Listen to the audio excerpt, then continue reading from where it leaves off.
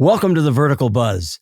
This is where vertical entertainment finds its voice. I'm your host, Buzz Leer. And you know, on many episodes, we've had creators, we've had actors, we've even had agencies. But today we're going to zoom out because when something starts being taught, it becomes real. Yes, vertical storytelling is stepping into academia, and it is going to change everything. But the question is academia just catching up, or are they leading the charge? Well, we're going to find out because we've got Darcy Smith from the University of Cincinnati here to break it all down. So are you ready? Sound speeding? Speeding. Camera speeding. Speeding. This is the Vertical Buzz. Action.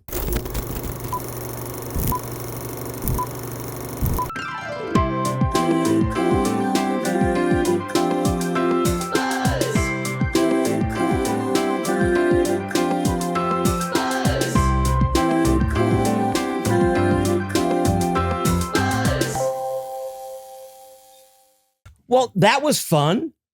Darcy, welcome. Welcome to the Vertical Buzz. Yeah, thank you. It's great to be here. Yeah, how was your travel? I know you're visiting LA, and thank you for coming on. Yes. But travel was good? Travel's good. It's always good to be in LA. Yeah. Thanks for... Where do you stay when you're here? Usually in Santa Monica or Venice Beach. I've got some friends, and I mean... Not so bad. It's not so bad. Nice place to be. Well, I'm going to embarrass you a little bit, or not really, but I'm going to read your bio. Oh. So we're going to learn a little bit about who Darcy Smith is, and then we're going to let him tell it even more. We're going to get you into more.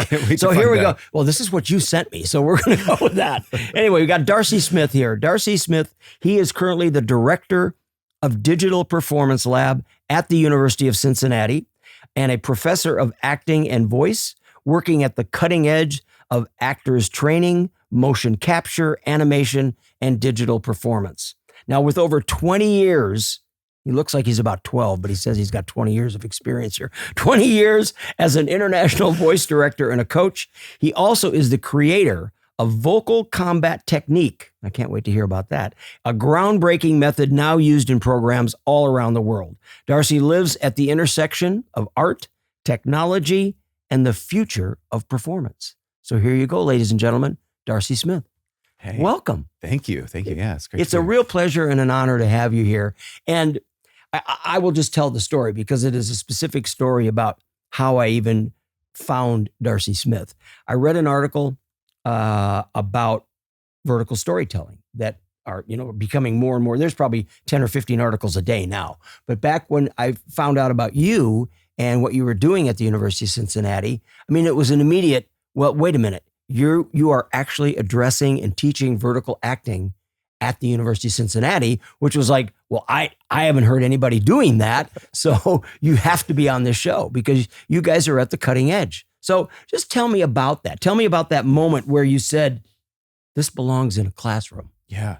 Tell me that. Well, I'm going to say about a year and a half ago now, I was out here in LA. I was visiting and doing some work and visiting some of my previous graduate students who were here in LA working. And I said, how's it going? Sat down with about 5 of them. I was like, how's it going? What are you doing? What are you working on? And they said, well, most of our auditions are these verticals. Okay. And at that time, I had no idea what that meant. So when that immediately got said, where was your brain on that? Literally, I literally was like, I don't know what you're talking about. You and a lot of other people, but that's okay. And they said they're like hyper dramatic, soap opera like, that are really designed for social media and shot in the vertical. And so I asked a couple of them, I was like, okay, so how do I find out more about this? But this is what they were all auditioning for. And so as I took a little bit more looking into it, it made me realize, and talking to, we have connections with agents and managers here in LA. And as I talked to more of them, they also said, this is the future. This is what you need to start training your actors for. Okay. And of course, there's always a couple of people who are like, yeah, there's this thing that's sort of on the side. But that was when I thought we need to really train our actors for this, because that's what they're going out and doing and auditioning for. Right. Because so many actors, we were talking about this even before the show a little bit. Yep. So many actors, when they get their start, this is a great place, a great training ground, but also a place for them to work. It is. But then I have to ask you, if you said you thought about this and that you needed to do this, what kind of pushback? I mean, you had to get this approved to add it as curriculum, right? Yeah. Or tell me that process. Yeah. I mean, what happened when you went to go get approval to say, yes, I want to have vertical acting as part of the curriculum at the University of Cincinnati? Well, I'm lucky enough that I have my own, we have our own studio that has it's set up for multi-cameras, set up for virtual production.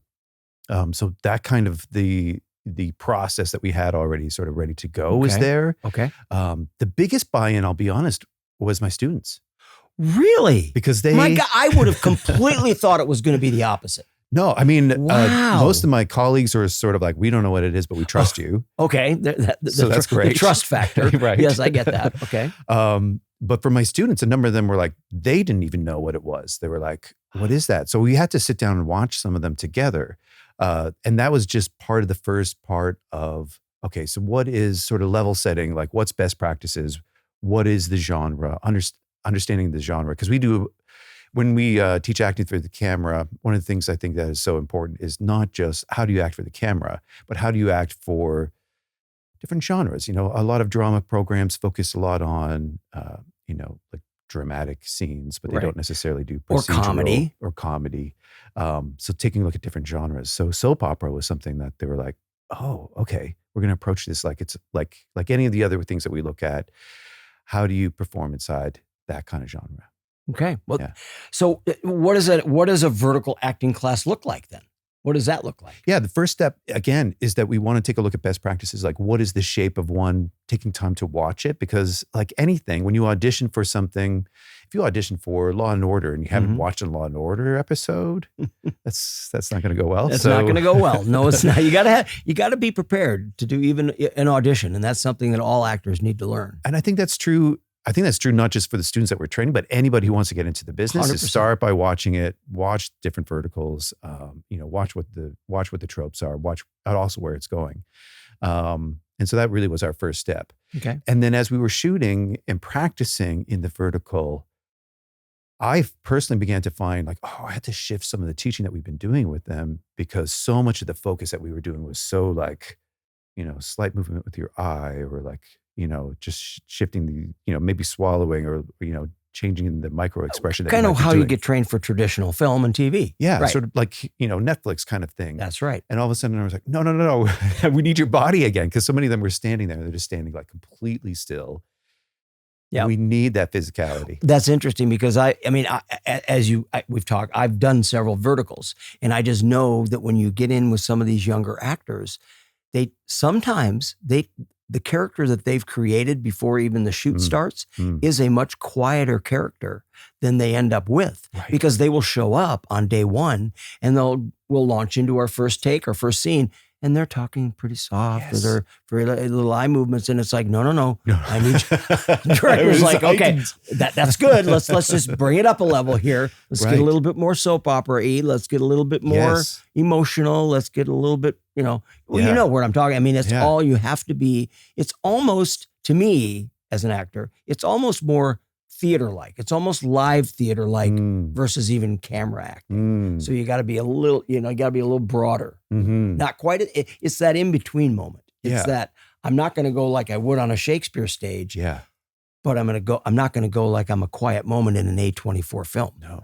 Right. Right. No, that's true. And I've forgotten about that, right? Because we were, their mics so close in those tight close-ups, right? And everyone says like, don't project, bring down your voice. But you're right. We need that energy, right? Yes.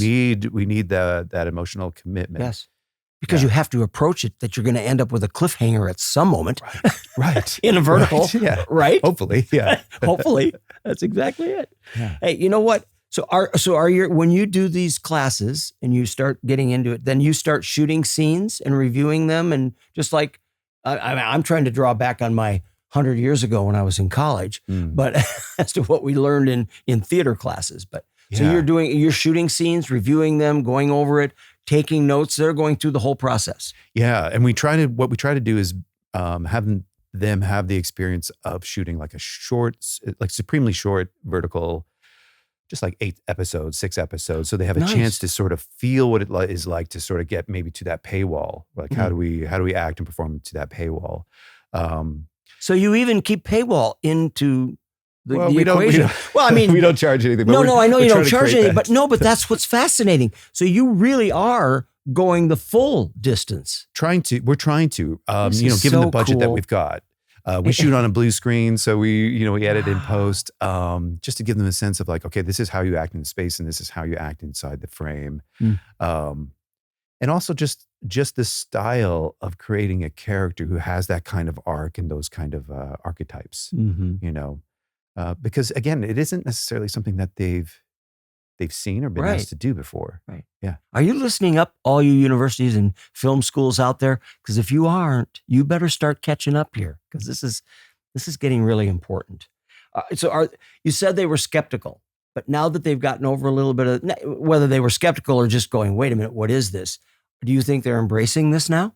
Yeah, absolutely. And part of it is that those are my seniors that we started out with back in. When did you start the program? I didn't even ask that question. No. So, when did it start? It started, like I said, like a year ago. So back in January of 2025 is when I met with those graduates, and then we started building out how the both like the technical aspects, but also like the program itself.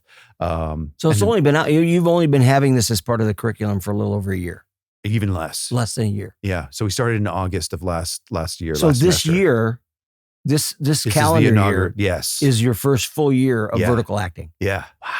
Yeah. You're right at the beginning of this. That's right. Yeah. And we're still learning, and we're still changing different things. Yeah. And, when we're trying to teach our students who they are and what they want to do and where they see themselves going. And so we're also tailoring, when we write scripts, we're tailoring those scripts for those actors and what's going to benefit them and help them the most. But now they're out there, they've only got maybe 2 more weeks before they're out there with agents, managers, et cetera. And they have interviews already with agents and managers. And the agents and managers are saying things to them like, okay, well, so do you know about verticals? And they're like, yeah, I do. I do. Well, good for them. I mean, that's one of my other questions here was, do they see it, or do you see this as a career path for these students? Yeah, absolutely. That's great. Yeah, I mean, because they're just getting out into the industry. They're not union yet. They're just starting out. It's a great opportunity for them. We talk about it. We've talked about it on multiple episodes, just about the excitement that, I mean, listen, you and I, don't you wish that this was kind of there when we were working our way up? I mean, I wish there was a career path like this in film and theater and television when I was going here at 20 and 30 years old, because it didn't exist. Right. We were digging and clawing and scratching, not like you don't today, but having a brand new channel of entertainment is just amazing and is such a great opportunity. Yeah. So I really applaud you guys for putting this program together. You are on definitely the cutting edge of what's going on. So yeah, and we're still looking ahead to what could we do next, like looking at different genres. So like right now we're shooting a sci-fi a vertical, which we haven't done. You're before. Shooting that now? Yeah. Wow. Yeah. Well, also listen, I know the Vertical Drama Love Fan Awards were just about a month ago. Yeah. I think now that when this episode is going to air, it was about a month ago, and you guys were nominated. Yeah. Tell me about that. You were nominated for a first ever Vertical Drama Love Fan Award. So Tell me about that. What was that film? And tell me about the process and how you shot it. And give us the story. Yeah. I mean, like huge surprise for us. Super exciting because again, it was our first vertical. We shot it a little while ago with a number of students. How long did it take you to shoot it? We spent 3 days. Oh, okay. It's 18 pages, about 18 to 20 minutes. 8 episodes. It's a real short. I mean, it's a short. It's short. Yep. Not real short, meaning real short app. Sorry, I didn't mean that. Whatever. But it's 8 episodes. Okay. And it really features each of the actors. It has sort of like a sort of trail of pearls. It's a murder mystery. We shot it in an Airbnb over 3 days, budget of like under $5,000, which I'm super proud of. Multi-camera, and really just like all shot with student actors, student crew. And did the students write it as well? No, I hired myself and a writer that I hired. He wrote it with me because we really wanted to tailor it again to those actors who were cast in it. So we kind of worked like reverse engineer it rather than like writing the script and then grabbing the actors. You knew who they were, and then I got it. Okay, that's a good way. Yeah, yeah, yeah. So we shot that and we put it up, and it got noticed, which was like which was fantastic, and we got Where nominated. did you put it up? We just put it up on, like, again, this is what's so amazing about this happening right now is that we just put it on Instagram, YouTube, Unreal. TikTok, and it kind of proves that, you know, it is not just a great pathway for actors, but filmmakers right now, independent filmmakers. Mm-hmm. Again, like $5,000, put together something, shoot it together over 3 days. You know, it took maybe 2 weeks of editing. And there you go. You've got something. Wow. It's not maybe the quality of, like, you know, 100K or 200K. No, but you did it. Now, and so tell me, how many other universities in this country are even doing vertical film? I don't think any. I don't think any. Not that I found, because I looked for it. I think that's going to change. You know, that's going to change. It's going to change. Yeah. Well, I even think you said, aren't you familiar with the people at UCLA and Chapman and stuff? Yes. You know these guys that Yes. are running those programs? Yeah. But have they started a program? They're leaning into it. Yeah. And I think by next year. But they haven't started yet. That I know of. Yeah. I know. I mean, I even looked at the curriculum. I think Chapman's starting to work with their screenwriters, which I think is really smart. That's smart. That's very smart. Yeah. But I just know I looked at UCLA. Unless I'm missing it, I don't see on their website that they're doing a vertical class or anything to do with vertical classes. Yeah. I think they've had some seminars. I think they've had some symposiums or whatever you want to call them to talk about it and to discuss it as a panel, but they've not added it to a program. So that is what is so outstanding about the University of Cincinnati. Come on, guys. They got a good football team. Isn't that the Bobcats? Isn't that what they are? We got the Bearcats in Cincinnati. Yeah, there we go. Bearcats. That's what it is. Bearcats. Cincinnati. They got usually a pretty good football team. Yeah. Yeah. Yeah, we do. It's not bad. We're in the Big 12. Yeah, that's right. All right. So what we're going to do right now is, are you breathing okay? Everything's feeling good? You're getting fresh air and you're doing all that? Well, I can tell you why. Fresh air is important. Because we're talking about our sponsor at Aiiro, AEIRO.co, that makes an absolutely perfect air purifier called the AC150. It'll clear your air up in a room up to 300 square feet. It's quiet as a mouse. You asked about possibly putting it into a sound studio, into a sound booth. Yes, you could put this air purifier in a sound booth. It's that quiet. You would never even know it's there. And you can manage the whole work on your phone. So it'll tell you what kind of crap was in your room, if you want to know. But it'll clear it all out, and it'll clear it all up. It'll clear up a 300 square foot room, HEPA filters, all the right stuff. Aiiro AC150, and there it is right there. AC150. Pretty cool, huh? Very cool. Thank you, Aiiro, AEIRO.co. Yes, there we go. Okay, now we're back. Okay, I got another question for you. Like we already asked, that other universities, you believe they will follow. Yeah. Okay. Will vertical become standard training, do you think? You know, the tricky part with academia is that we're always, you know, doing 2 things, 3 things really at the same time. We're trying to keep up with the industry, right? So that we're training actors for the industry that's happening right now. And then we're also like concerned about things like tradition, like what is, you know, tradition is important because in some ways acting hasn't changed entirely. No. Right? Acting is acting to a certain degree. And things like given circumstances, moment before, what's your intention, all those things don't necessarily change. But we also have to be thinking about what the future what the future might hold and how do we potentially help our actors to be flexible as possible. Who knows what's going to happen, right? Right. So those are the 3 things that we're always trying to manage. Like how do we hold on to traditional training that has served everybody and has served actors, but also serve to what the industry is doing right now. And so any good program that wants to serve its students should be thinking about verticals and how do they train them for it. Well, that's one of the things that we just already even talked about. If I'm a student now, I got to believe that they're going to look at this as an advantage coming out, that they're going to know about vertical filmmaking. Yeah. I mean, and you look at Breakdown Express and all of a sudden you go, all the auditions are all verticals. So if you're not training them for that, what are you training them for? Well, there you go. Yeah. Academia. Are you listening? Are you guys out there listening to this? You've got to get on board because it's going to help everybody. It helps the entire vertical entertainment world if academia embraces it because it just starts teaching it at a level that we want all these people to blossom. And it's just going to put them into the vertical space. Okay, well, you know, and one of the things about it as well is that we're training our actors for the future as well. So many actors, like they started out in verticals, they do a bunch of verticals, and all of a sudden they're like, you know what? I think I want to be a producer. I think I want to be a director, or I think I want to write these, or I think I want to start up my own app. There's so much space for people who get into this business to take on new roles or expand their roles, because it is such a fresh industry. There's just so much opportunity. Well, I'm finding that I find that with the young actors that I've worked with. I mean, if and some of these guys are starting to get pretty well-known names. When you think of somebody like Cayman Cardiff, okay, who's a pretty big male star in the vertical world. He's even started a couple of production businesses that are going on, which is great.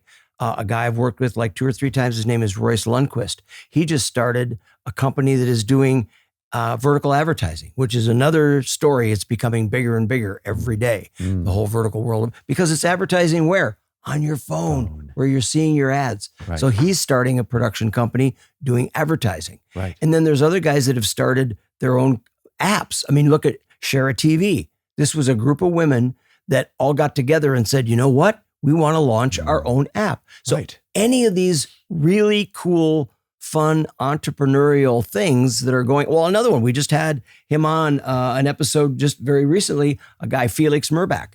And Felix and a couple other people from the vertical acting world started their own production company called FMA Productions. So all these guys, and the ones that are real entrepreneurial and have that spirit in them, that are seeing where this world is going, they've become fairly successful as actors in this space. But they're branching out and saying, I want to produce. I want to be an owner. I want to be a production company. I want to do this. I want to direct. So they're all doing other things within the realm and within the ecosystem of vertical entertainment. And that is really exciting. Yeah. And one of the things that gives actors or anyone who's in the space to play with is that, some of the critiques that vertical gets sometimes is like the tropes are being repeated, or the kinds of tropes that are being repeated. And people who don't like that kind of content, you can go make your own, right? There's an opportunity there to tell your own stories or to branch out with different stories.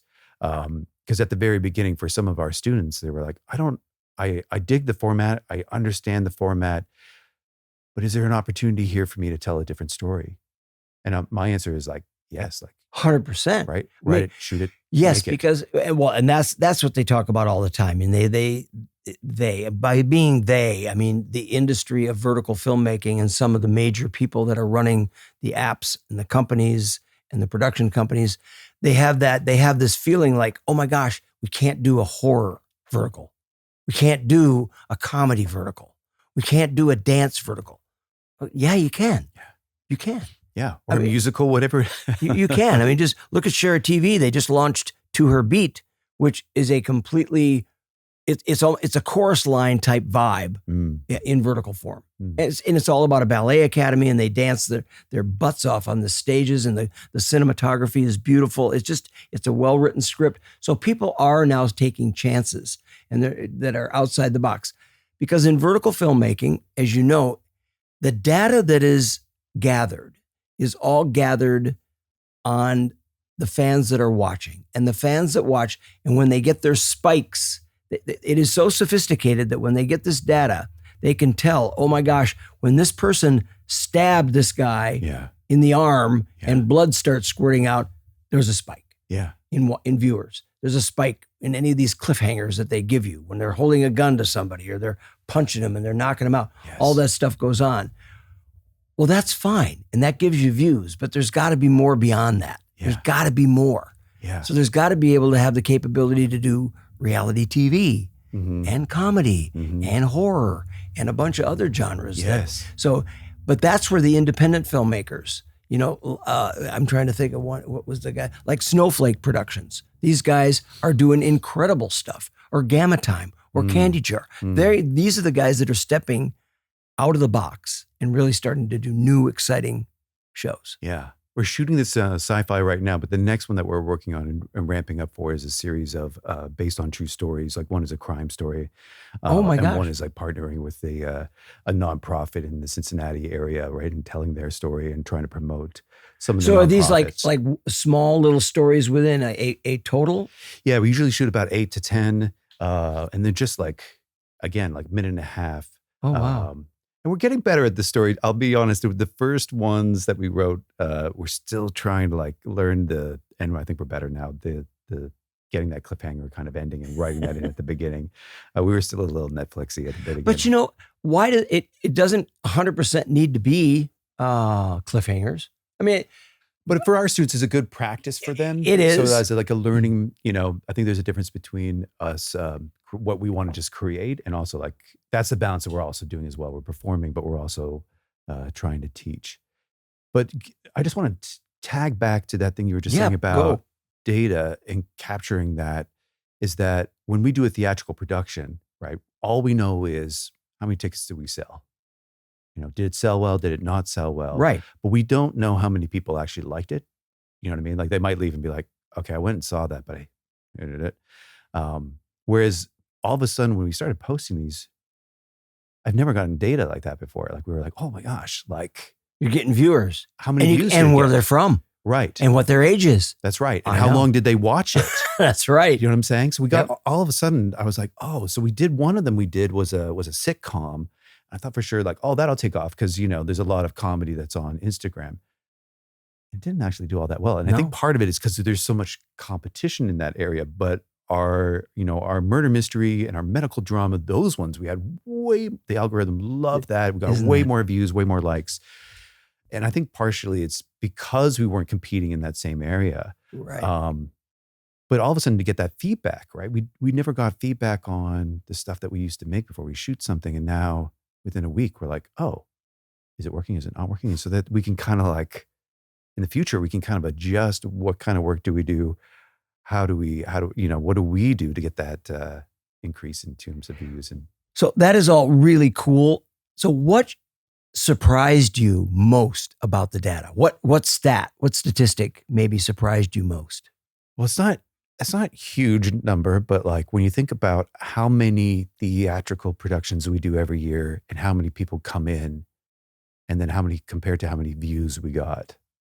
I mean, on one of our verticals, we had, again, this is not huge by social media standards, but it had 60,000 people watch it. Wow. Compared to how many people come and see a play. Exactly. And in a 300-seat house, right? Right. In a 300-seat theater, right? It's like, we had 3 nights and 900 people came. Yeah, which is awesome, right? I'm not. I would never bag on theater. I'm not saying theater isn't valuable, and that's where I think theater is super important. Yes, in terms of training and just as an art form in of itself. But to have that suddenly that kind of reach from Cincinnati, Ohio, for us to like reach 60,000 people. And you can see where like you were saying, like where they're from. They're from all over the country. And some of them from all over the world, like people from UK, people from South Africa. We're even getting that on our podcast. I mean, it shocks me every time that Jason, our studio engineer, when he sends me stuff, he goes, hey, look at this. And all of a sudden it's like, we're being watched and listened to in like 16 countries. Right. It's like, what? Right. Really? Philippines, Australia. I mean, you just rattle them off and you go, what? It's that many? And I also remember one of the first verticals that I ever did. Probably within the first 10, I did this one called Love, Lies, and Alibis. And I remember the name of it because it was the first one that shocked me by looking at the views. And within like 4 days of that launching, the app sent us this information that 22 million people in like 4 days had watched this film, viewed it. It's like, I can't even comprehend that. Yeah. It doesn't even sit in my brain long enough to go, what the fuck? I'm sorry, but it's a what the fuck moment on that. It really is. It's one of those where you go, what? And then to hear as these last couple of years have gone, some of these verticals are getting 250,000 views, 250 million views, 500,000 views. They are so massive. It boggles my mind. Because that's where we are now. It is. Right? That's what we have with us. And, we have this every day, all day, everybody in the world. Yeah. And this is what you're watching. Yeah. And there's something about it that is both, like it's mobile, obviously, but it's also private, right? Like I can go somewhere and just like have a moment where I'm like, okay, so I've got, 20 minutes or whatever it is to take a moment to watch something and engage with something that isn't just sort of like, 10 seconds of something popping through. Right. Well, think of the person that commutes on the train or the bus or any of that and can watch half a dozen episodes in 20 minutes on their bus commute or on their, and that you can't do that with your TV. Yeah. You can't carry your TV and stick it in the car. Yeah, you can watch TV on your phone, but it's not the same. No. So this is really a lot Buzz, of fun. can I ask you a question? Because I know you're supposed to ask the question. No, feel free. Go ahead. You were saying before the show, like you were trained, you're a trained actor. Yes. And director, and you've done like everything. You've done Shakespeare, you've done dinner theater. Mm-hmm.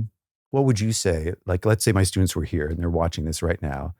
What would you say are like 3 things? Oh my. You're going to put me out there. Yeah, you're going to play me. Okay, here we go. 3 things that you would say to like a budding actor who's like just starting out. You're like, okay, you're going into verticals. Here's 3 things you got to do. Oh, so they already know they're going into verticals. Okay. Yeah. I would just say, book yourself on a set as soon as you can, whether it's a small background role, a day player, whatever you can do to get yourself on a set and experience that moment.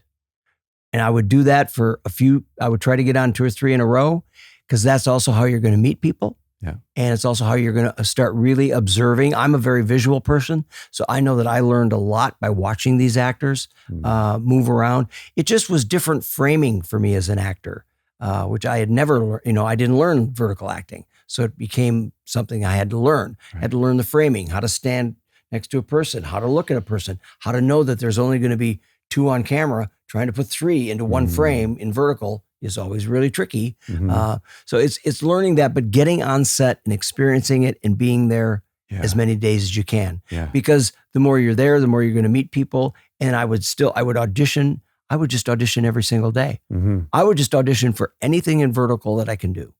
Because the experience that I've had in verticals, it's not unlike any regular movie that you're ever going to shoot. The set is exactly the same. There's a director, there's a first AD, there's a second AD, there's PAs, gaffers, film guys, sound guys. They're all over there. They're all over a set. And then there's just all your actors. It's the same thing. Crafty kind of sucks on verticals. Not quite as good as being on a traditional film, and I'm a big crafty guy, so I believe in craft.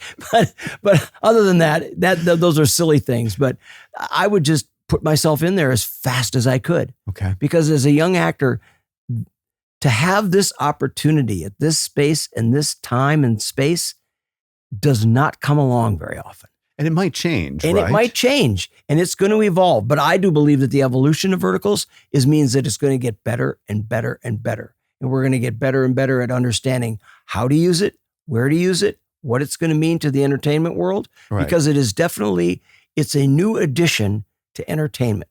It's not competing with anything. And the star system is arriving. It's starting to arrive. Yeah. It is starting to arrive. But what I also see right now is a lot of these guys and ladies that are starring in these verticals are starting to make a crossover.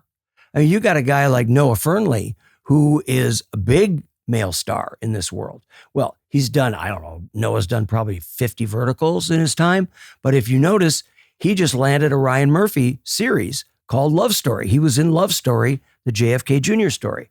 And now he's about to get into another Ryan Murphy project. So here's a guy that has gone from verticals, completely crossed over into the traditional world, but he also doesn't want to stop doing verticals. He's a wonderful man. He realizes this is as important as this part of his business. Yeah. Economically, no. Economically, it's going to be much bigger on this side with Ryan Murphy than it is in verticals.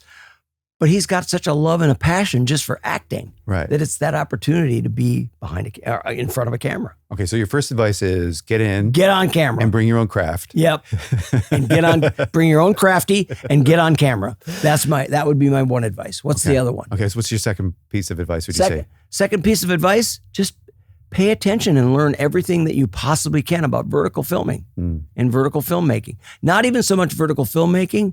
Study vertical entertainment, because it's going well beyond filmmaking. Filmmaking of vertical in this format, in the 9:16 format, is only one piece. There's multiple pieces. I just recently, and I've told this story, but I just recently was on a commercial. I do a lot of commercial work.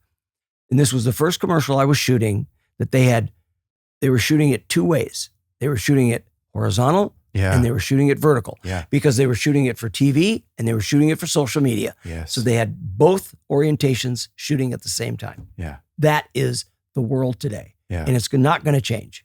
Right, because they don't know. Maybe this will take off, and all of a sudden, like, we want to be able to shift it. Well, but it's also because they can show ads on here. Mm. They can't show that widescreen ad on here without trying to change it around. I think technically you can, but they were shooting it specifically for social media. For both mediums. Yeah. Both mediums. Smart. Because the horizontal was for their TV advertising and the vertical was for their social media advertising. And it was all shot at the same time. That was the first commercial I've ever been on where they were visibly doing both. One of the big things that my actors, I don't want to say struggle with, but that is a challenge for them because, they're learning and they're nervous. Like even if we've rehearsed it where, we say action, all of a sudden they get, the adrenaline kicks in. Everyone talks about verticals. We've got one, we got maybe 2 takes. That's my experience on set as well. That's right. Is that because it goes fast. It's fast, right? And it depends. It depends a little bit on what the scene is and whether you give it a little bit more time to it or not. Mm-hmm. What sort of advice do you have to an actor who's like, okay, I only have 1 take. I've got 1, maybe 2 takes on this. What is your, I hope you don't mind me putting you on the spot, but like, what's your sort of process to get you ready for that? I mean, you've been acting for a very long time, but what are you thinking to yourself, or how do you sort of manage that moment before? Well, one of the other things that they have to know their lines. There's no time to learn your lines when you're there. You have to come more prepared for a vertical than you do for a horizontal, I think. Because in a horizontal project, in an A24 film or Warner Brothers, whoever big studio film that you're shooting, they've got a lot more time. Yeah. And they're taking their time. Yeah. And you will have time to work on your stuff while you're there. But your pre-prep, your prep going on set has got to be meticulous. Yes. You've got to be really fully prepared. You have to have your lines completely down because you are going to show up there and you are going to walk on. Yeah. You're barely going to get a rehearsal. Yeah. Barely. Yeah. It's only going to be for framing on camera. You're not going to get to really run your lines. Yes. And they're going to say, here we go, take 1, action. Yeah. And you better know what you're doing. Yeah. Because they won't tell you what you're doing until after your first take. And then they'll go, well, let's make this adjustment and that adjustment. So just make sure that you've created in your head who that character is. You've got the backstory. You're ready to go and just go.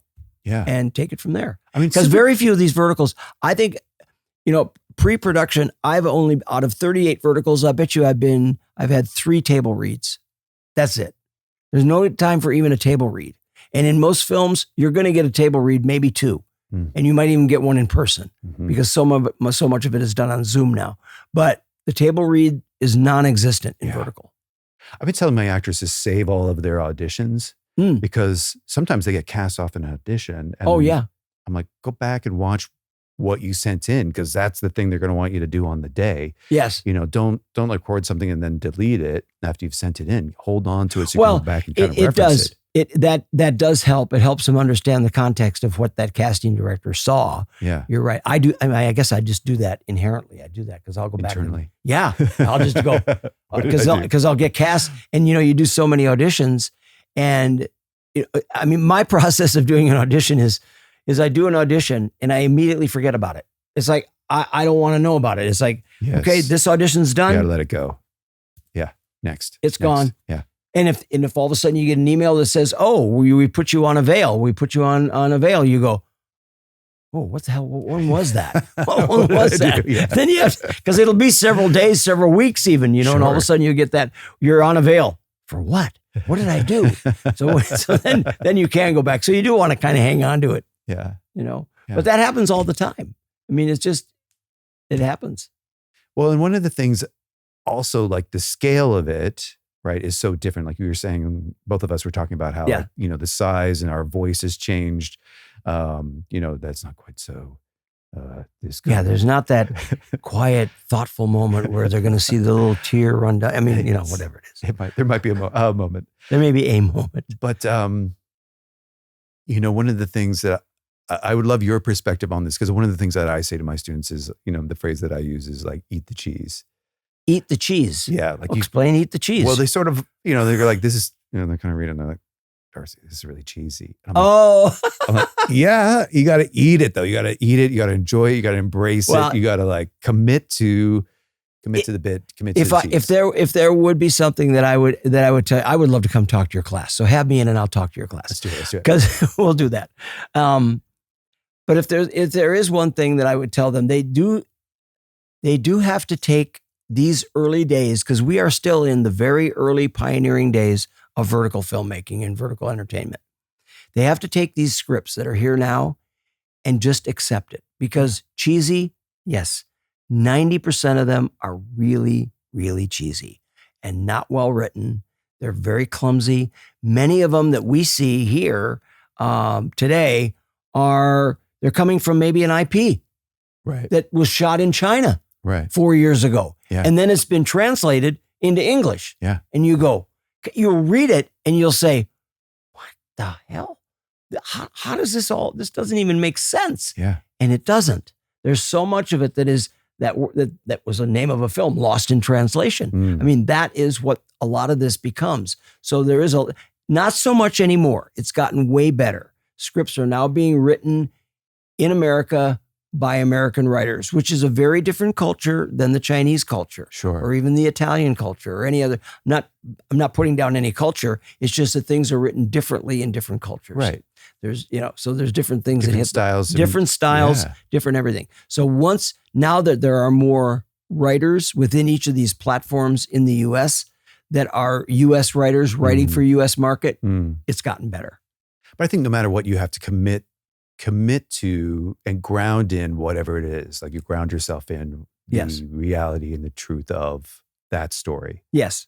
And that's no different than any film we ever shot, or any TV series we ever shot, or even any commercial. If you're creating a character for that, the process for me is no different. Yeah. It's create that story in my head. Who is this guy? Read the script, get comfortable with it, know where he falls in the hierarchy of the story. What is my role in this whole story?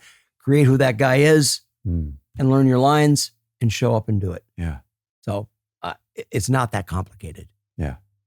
Yeah. We all make it more complicated. Keep it simple. Keep it simple. Kiss method. Keep it simple, stupid. Right. So it isn't any different than that. Did that help? Was that your answer? That's so helpful. Yeah. All right, you guys, you know what we're going to do? We're going to play a game with this guy right now. We're going to play.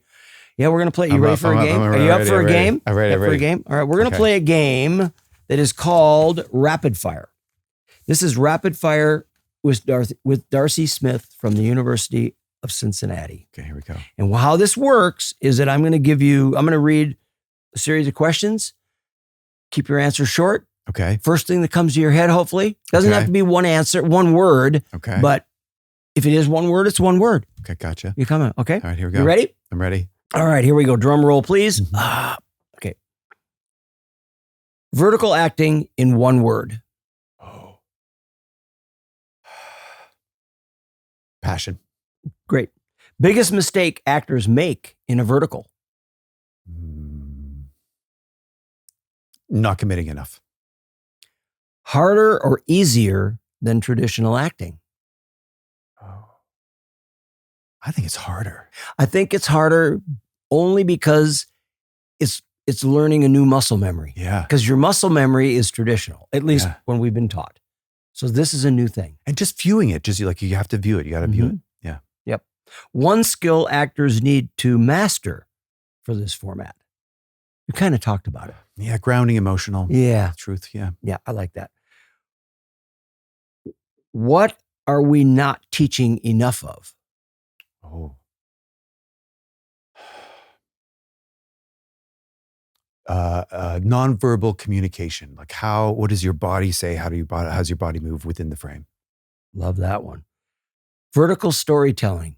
Is it a trend or transformation? It's a transformation, yeah.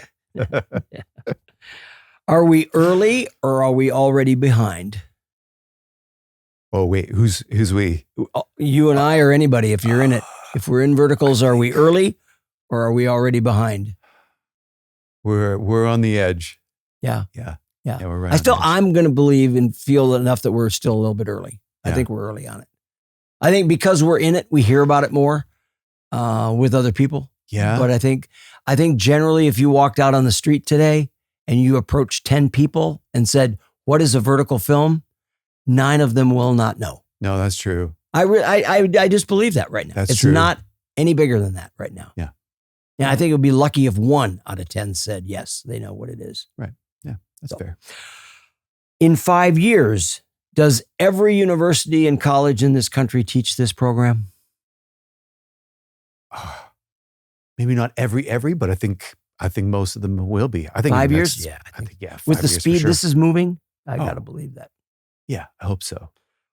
1 word for where this is all headed.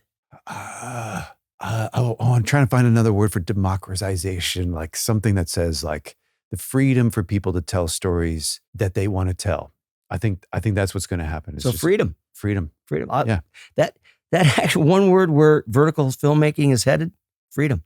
Yeah. That's a great answer. Yeah. I love that answer. Yeah. And that's what's the most exciting, I think. It is. Yeah. All right, we're going to take a little bit of a break away from talking about vertical films. We're going to talk about Cincinnati for a minute. Because you live there. I live You've there. been there for 10 years or Yes. whatever. And got a couple questions about Cincinnati. All right. Okay. It's one of those cities for me. Okay. Kind of like Cleveland. Yeah. But not quite.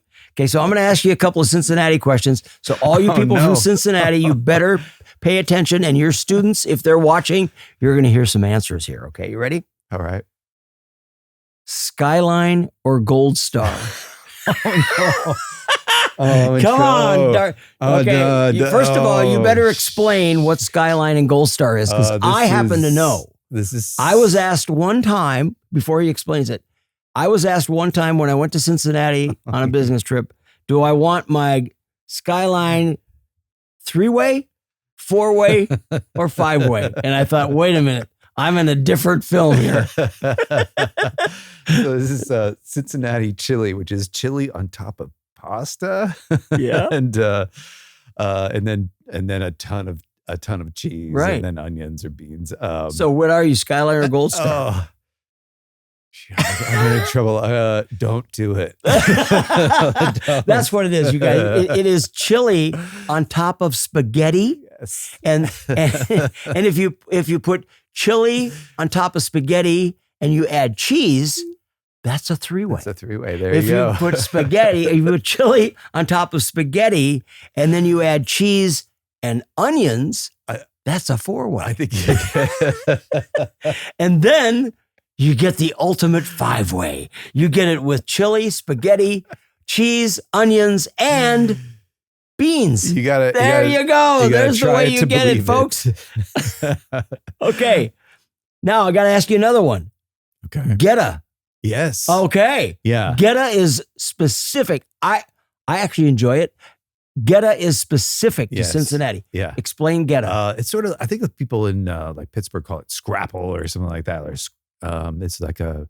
It's what do the people in Pittsburgh know? Yeah, what do they know? They got it wrong. It's sort of like oats and spices and sausage sort of mixed together. I give it is a sausage mix that has oats, onions, and Yes. spice. Yeah. I give it a thumbs up. I give it a thumbs up. Yeah. I'll give you that a thumbs up. Geta is good. And it's spelled Goetta for all of you that want to know how to find Geta. Yeah. And you can find it in Cincinnati. All right. Graters. Yes. Graters ice cream. Yes. Okay. What are you going to go with? I know what my favorite Graters is. Okay. You want mine? Yeah, I do. Black raspberry chip. That's their famous one. That is Come really on. good. Is there anything better? Graters ice cream That's is mine. also an ice cream specific to Cincinnati. And you can get it in grocery stores around the US, but Graters, Graeters. Yes. Yeah. Yeah. They make. What's your favorite? Come on. Going back for a moment, they make a Skyline chili version of ice cream. They do? Graters? Which I was like, on the cover, I was like, how does that work? But it's actually really good. Oh my God. So I say thumbs down to like the actual Skyline, but the Skyline ice cream. Oh my gosh. Weirdly, there you go. I know, like you think it's gonna be terrible, but I say give it a try. I love it.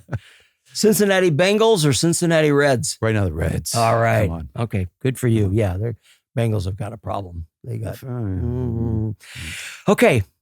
Over the Rhine or downtown? Over the Rhine. Over the Rhine. Explain it. It's up and coming. It's I used to come down to Cincinnati 20 years ago because I had a teacher who I was like being mentored by, and Over the Rhine was rough.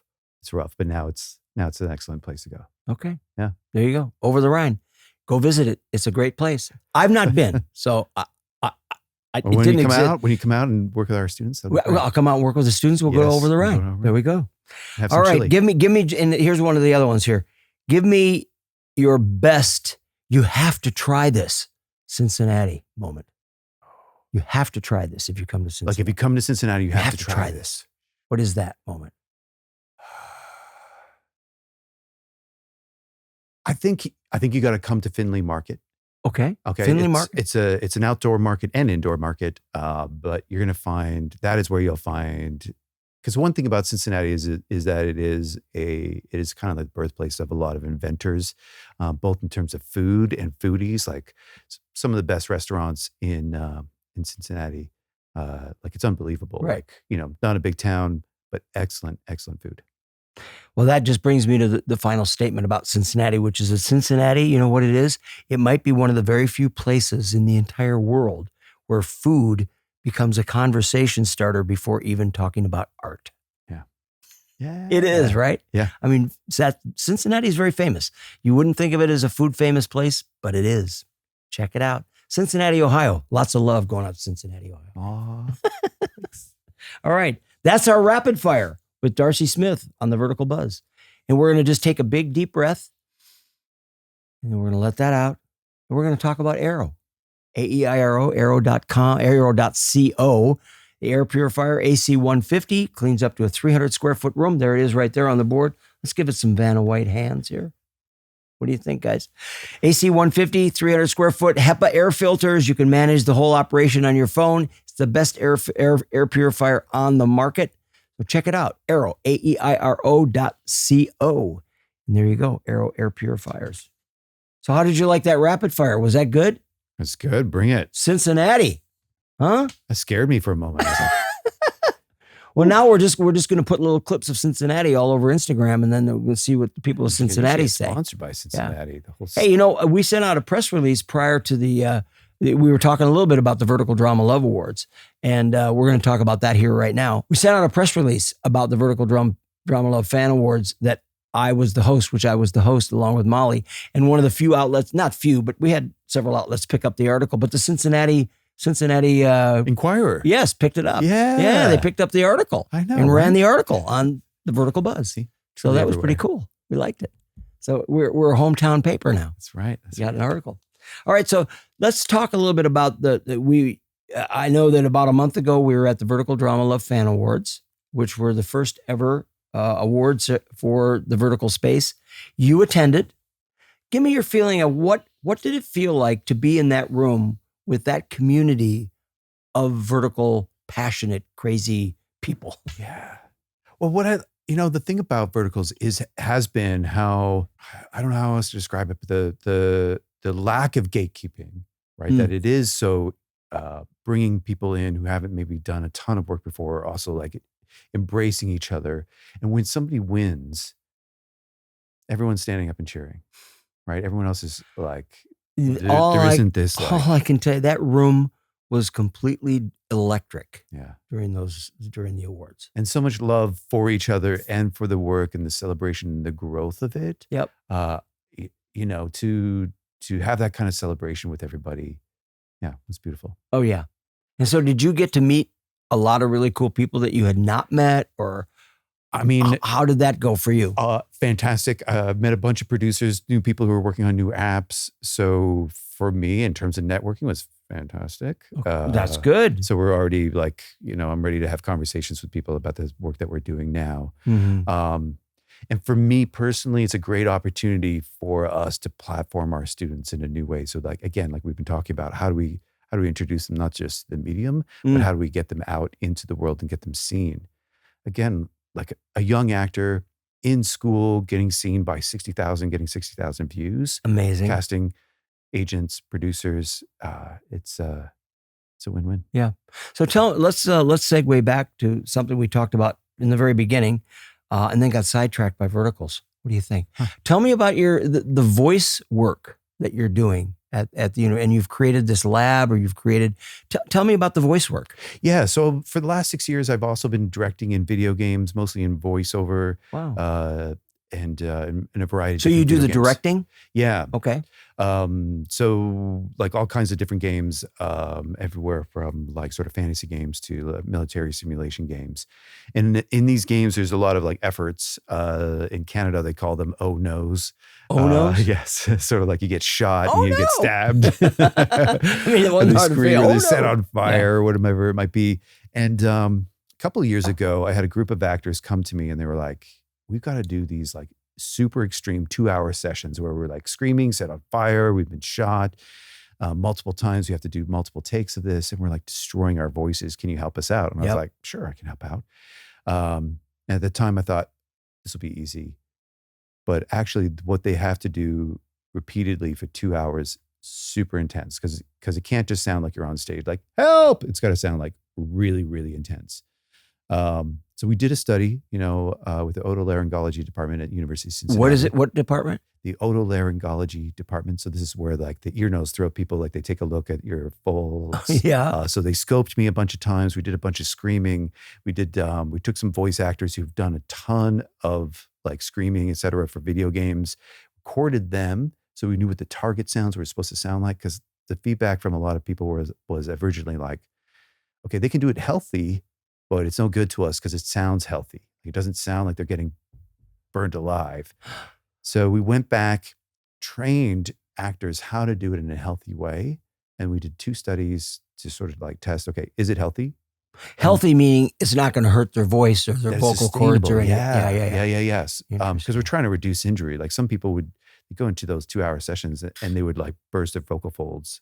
Well, I can relate to all of this. I've done multiple voiceover work in my life, most recently, and I still do. I do voiceover for animated comic books. Oh, all right. And I've been doing that for 3 years now. And those are extreme and too, we do right? so many affects, and we do the same thing. Yes. The sessions are also always booked for no more than 2 hours, Right. because the work is that demanding. Yeah. And yes, the affect, I can relate to exactly what you're saying. I have to get in there and do my all these screams and affects and getting punched and kicked and Yes. hit. And we do them over and over and over. But the Yes. coach that works with us on that is really good. Nice. So I love this. There you go. I love this because I was never, ever trained in this at all Yeah. until I've been doing these comics. Oh, and the students love it. Like both of the students that I work with at University of Cincinnati and online. Yeah. I'm training different actors for this.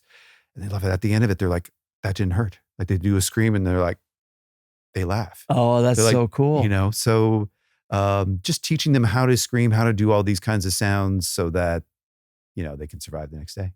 Well, voiceover work, I mean, talk about it. Voiceover work is huge. Huge. And of all these actors, if you're I want to go to school at the University of Cincinnati. I want to go back to class because come on. You're teaching these kids. I don't even know if they know it, but if I come and talk, I'll tell them you guys are getting the best training you can get. To be able to be trained on voiceover and vertical storytelling, you're in the right space, man. Yeah. If you're talking about working in gaming, you know how big of the world that one is. Yes. That is a massive, massive world. Well, and that's the thing. I think actors now, when you're going out, like you have so much more options than you did maybe like 20 years ago. Wow, right? yes. Where it was like, you kind of need to be so multifaceted, Mhm. right? You need to be able to do theater and a variety of different kinds of theater, like Shakespeare, whatever it might Right. be. But also whether you're doing verticals or whether you're doing, more kind of like horizontal films, et cetera. Yeah. Right. Well, one of the things, in fact, staying on this voiceover work, I've done a lot of work, and I'm contracted to Spotify, and they've been building an AI library. That's another world we can talk about. They've been building an AI library of human voices that then they use to match up with utilizing it in AI. Oh. And so I've gone in, I think in the last 2 years, I've gone in like 6 or 8 times to different sessions where they have me come in, and their studio, by the way, is like crazy cool. Yeah. It's right in the Arts District in Los Angeles, and it's just a beautiful studio. But you go in and they will give you your script, and I will do 2 hours of multiple lines in multiple different effects. So it will be, I'll say, I came home yesterday, and I have to do that in a happy. So say the tone that day, the tone is happy. Yeah. I'll do happy 1, which is I came home today. Mm-hmm. Happy 2, I came home today. Happy 3, oh my God, I came home today. So you're bringing it up all these different levels, and you do 3 or 4 takes of 1, 2, and 3. Different layers 1, 2, of and 3. emotion and Yep. And it is a very fascinating session. Wow.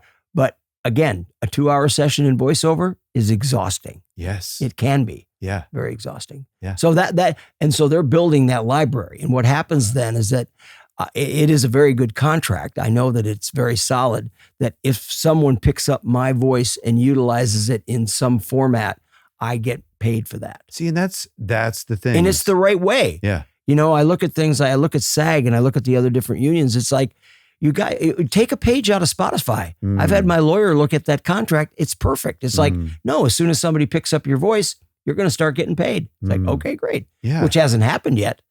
They're still building that library. Sure. But it's going to be pretty cool when it's done, you know? So it's just part of the process. And I think that's a great way to think about it, is like, so long as the work is coming back to the people who generated it and going back to the person who owns their IP and their voice, that they get a part of it. Well, we talked before we went on the air here today. We talked about AI, but AI, folks, we will get to AI on an episode here soon, but because it's in the conversation, it's just getting all the facts. There's a lot of rumor going around about AI. There's a lot, it's this, it's that.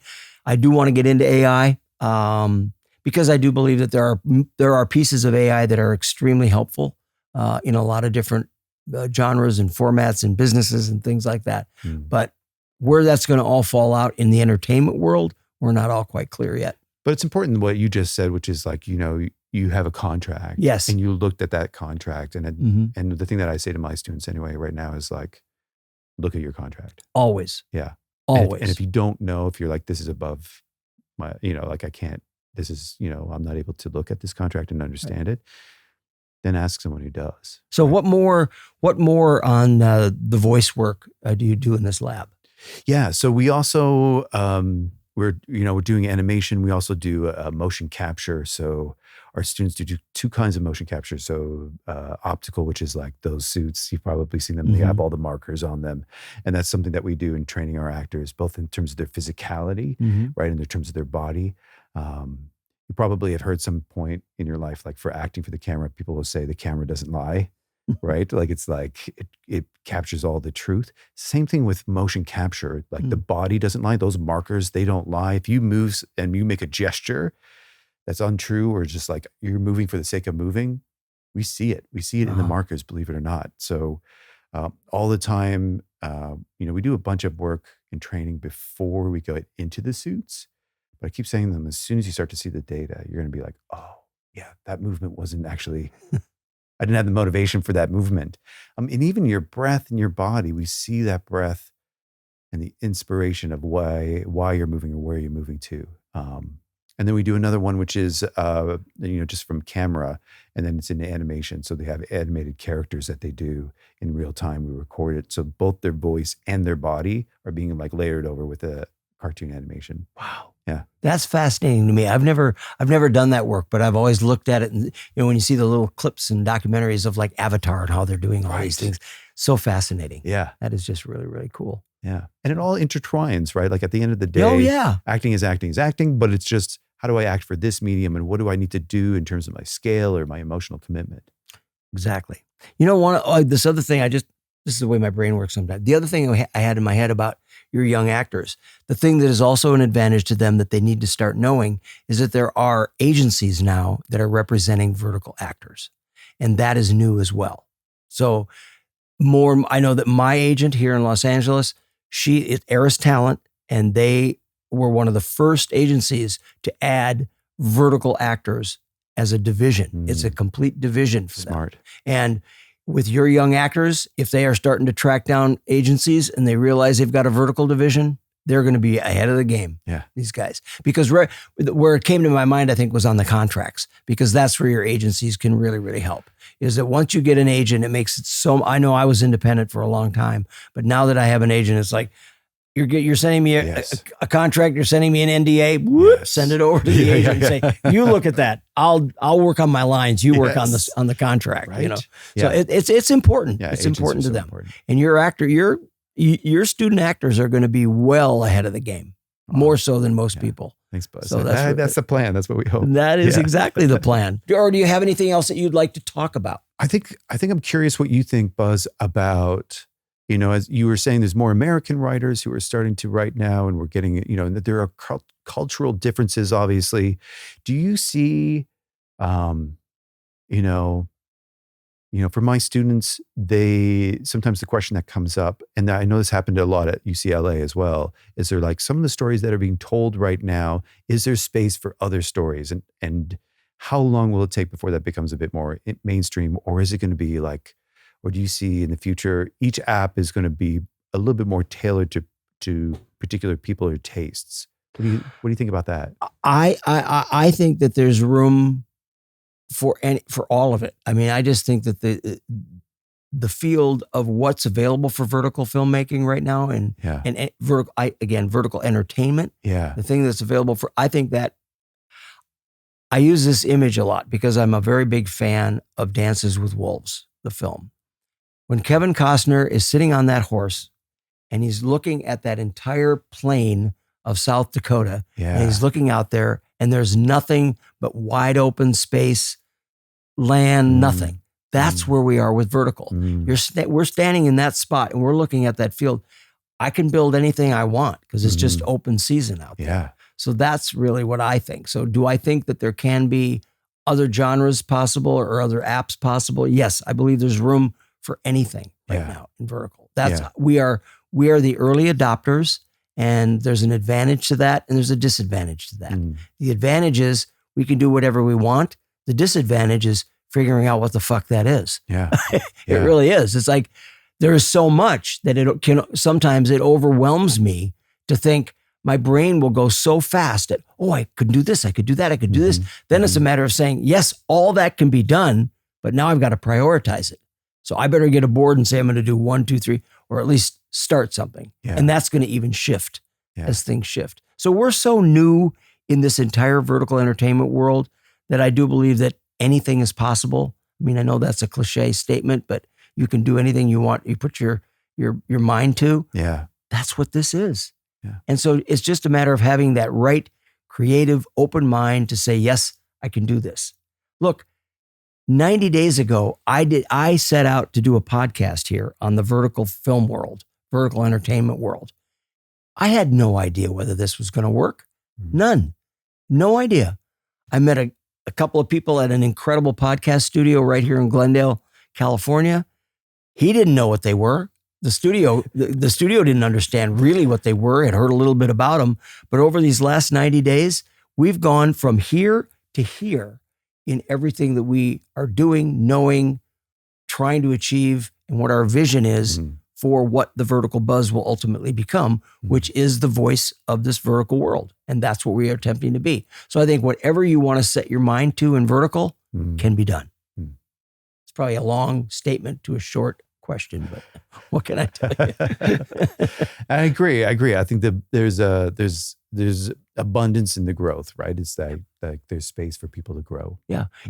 We talk about this being an ecosystem, and it's an ecosystem that's still building itself. Some things are feeding off others, and then just not unlike anything that's new and fun and growing.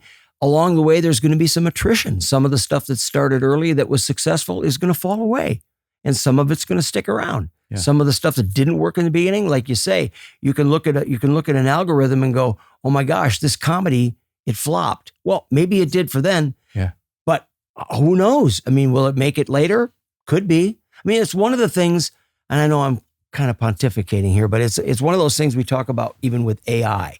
With AI taking off the way it's going to take off. And some people are even talking about making complete vertical films with 100% AI.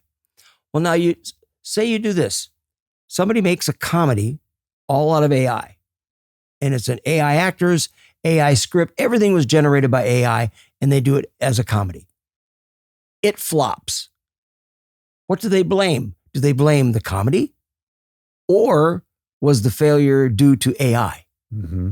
Mm-hmm. I can guarantee you they'll blame it on comedy Mm-hmm. because they'll think that AI is supposed to be perfect. I'm not so sure about that. I agree. So that is one of the only things. So it's like, okay, you can go ahead and blame comedy, but I still don't believe any of these people that are saying you can't do horror, can't do comedy, can't do this, can't do music. Yeah. It's hard to know what the data We means. don't know. Right? Yeah. We don't know. Yes, the data is telling us that cliffhangers keep people watching. Mm-hmm. Well, okay, that's great. But something else is going to keep people watching as well. Mm-hmm. Good content, good scripts. Mm-hmm. You know, when I see a shit movie, do I sit around and watch it very much? No. But if I see a great movie, I can't get enough of it. Right. You know, it's like, I don't want it to end. Right. So I believe the same thing is going to happen in vertical. And there's definitely something about your connection to the people who are on the screen. Like yes. We do follow people. We do and I think ultimately actors are part of the creation process, right? Obviously, like you're saying, like there is no rehearsal. So you have to do all your work. So they're obviously bringing their work as much as everybody else is. That's right. They are. Yeah. Well, I'll tell you what, this is that moment in time where we kind of have to wrap it up. We could talk forever. Like I said, we're just going to have to get me out to Cincinnati to talk to the students. So Cincinnati, I'm coming for you. Okay. You ready for that? And I'm going to have Skyline or Gold Star. I'm not sure what. Both. But I know I'm going to have it in a 3-way. Loving that. Hey, a huge thanks to our guest here, Darcy Smith from the University of Cincinnati.